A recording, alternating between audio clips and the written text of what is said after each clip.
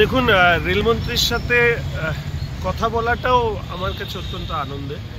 আমি এসেছিলাম একটি সেমিনারে যোগ দিতে। আমি ওনার কাছে অ্যাপয়েন্টমেন্ট চেয়েছিলাম, দিয়েছি। মূলত আমার বিষয় ছিল উত্তরবঙ্গের রেল উন্নয়ন নিয়ে। সেক্ষেত্রে প্রথম যেটা আমি ওনার কাছে অনুরোধ করেছি, আমাদের Alipurduar, Cooch Behar, Jalpaiguri, Siliguri, as a whole Darjeeling এবং উত্তর দিনাজপুর, তার জন্য একটা নৈশকালীন ট্রেন, অর্থাৎ রাত্রি 10টা সাড়ে 10টার দিকে এনজেপি স্টেশন থেকে এই ট্রেনটি আমি চেয়েছি।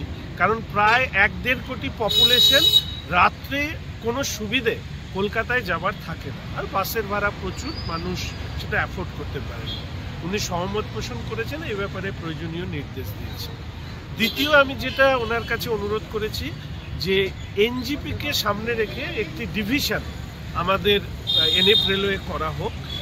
যেহেতু এনজিপি হচ্ছে সবথেকে রেলের, এনএফ রেলওয়ে ডিভিশনের সবথেকে রিসোর্স বা রেভিনিউ কালেকশন জেনারেট করে, ফলে এই প্রস্তাবটা ওনার কাছে দিয়েছেন। উনি প্রস্তাবটি গুরুত্বপূর্ণ বলেছেন এবং এটা কিভাবে করতে হবে সেটা ভাবনা চিন্তা করেছেন।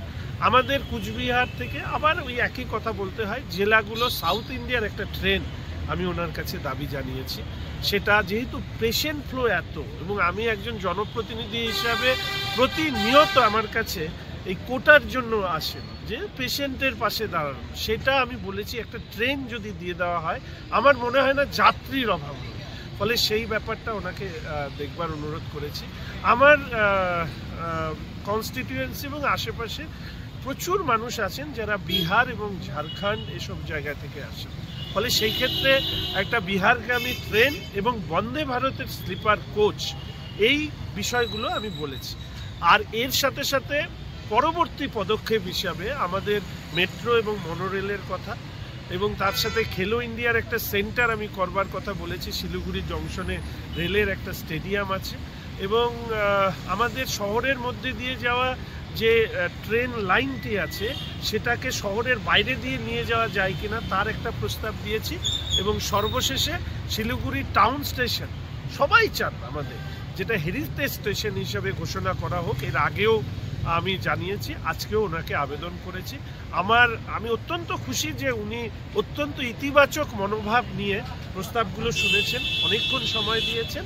হোপফুলি আমরা উত্তরবঙ্গের জন্য আমাদের মাননীয় রেলমন্ত্রীর কাছ থেকে এবছরের রেল বাজেটে ভালো কিছু পেতে পারি, এবং আমি আশা রাখি মাননীয় নরেন্দ্র মোদীর নির্দেশ অনুযায়ী, তার নির্দেশক্রমে আমরা এবারে রেল বাজেটে উত্তরবঙ্গ ভালো কিছু পেতে পারি।